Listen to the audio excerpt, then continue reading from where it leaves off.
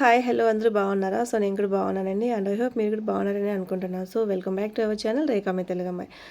So ఇక్కడ వచ్చేసి ఇంకా చేతన జాంకాయ పెరుకుంటుందనమాట. సో ఆ రోజు వచ్చేసి టైము 6 అనమాట ఈవినింగ్.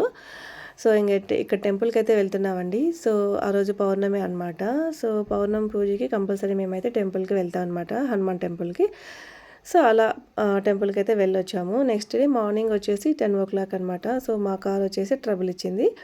ఎప్పుడు ఏదో ఒక ప్రాబ్లం అయితే కార్లో చూపిస్తూ ఉందనమాట. సో దిష్టి అయితే తగిలిందో ఏమో తెలీదు. ఒకసారి పూజ అయితే చేయించాలనుకుంటున్నాము.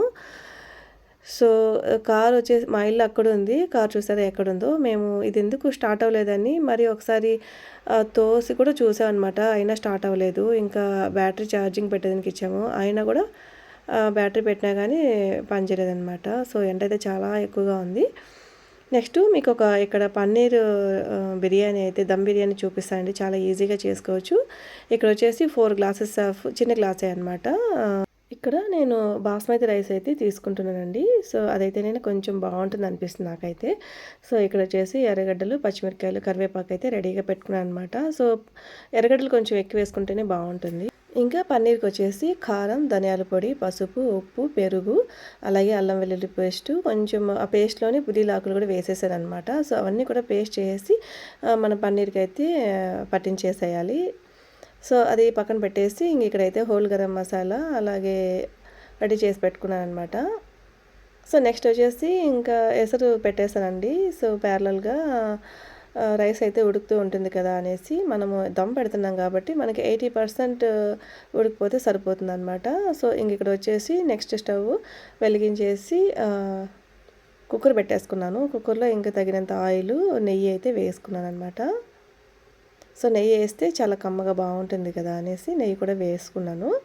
ఇక్కడైతే నెయ్యి ఆయిల్ కాగిన తర్వాత పచ్చిమిరపకాయలు, ఆనియన్స్ అయితే వేసుకున్నాను. ఆనియన్స్ కొంచెం ఎక్కువే వేసుకున్నాను.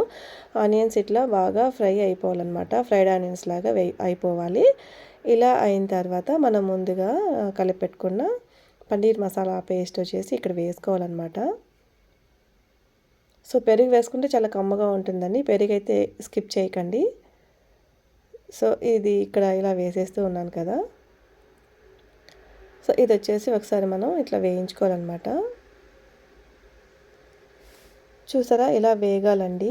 వేగిన తర్వాతనే మనకి ఆ పచ్చి వాసన అంతా పోతుంది కదా. సో ఆయిల్ బయటికి తేలుతూ ఉంటుంది. అప్పుడైతే మనకు తెలుస్తుంది అనమాట బాగా వేగిపోయింది అనేసి. అప్పుడు పచ్చి వాసన లేకుండా చాలా బాగుంటుంది. చూసారా ఇలానే కర్రీ అనే చెప్పొచ్చు. సో నేను కొంచెం సైడ్ తీసి పెట్టుకున్నానండి చపాతీలోకి.